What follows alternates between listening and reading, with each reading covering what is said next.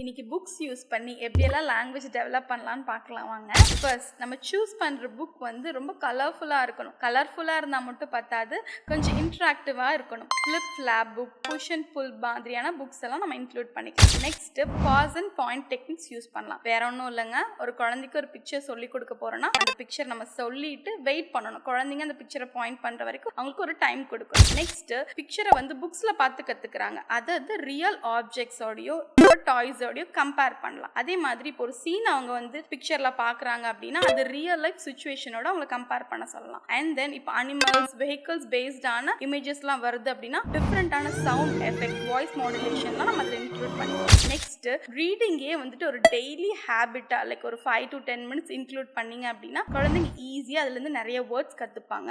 And then இதுதான் ரொம்ப important. இப்போ உங்க குழந்தை வந்து வொக்காபுலரி ரொம்ப லிமிட்டடா இருந்துச்சுன்னா choose a word of the day அப்படின்ற மாதிரி ஒரு கான்செப்ட்ஸ் வந்து இன்ட்ரடியூஸ் பண்ணலாம். இன்னைக்கு வந்து அவங்க புக்ஸ்ல இருந்து ஃபேன் அப்படிங்கிற ஒரு வொக்காபுலரி கத்துக்கிறாங்க அப்படின்னா அந்த வொக்காபுலரியை அவங்க டெய்லி த்ரூ அவுட் த டே வந்து அது இருக்க மாதிரி சிச்சுவேஷன் கிரியேட் பண்ணி அவங்களை யூஸ் பண்ண வைக்கணும். At the end of the day அந்த வேர்டை வச்சு ஏதாவது ஒரு கொஸ்டின்ஸ் மாதிரி நம்ம குழந்தைங்க கிட்ட கேட்டோம் அப்படின்னா நிறைய வொக்காபுலரி சீக்கிரமாவே கத்துக்க ஸ்டார்ட் பண்ணுவாங்க. உங்களால் நான், உங்களுக்காகவே நான், எனக்கு எல்லாமே நீங்கள்தான்.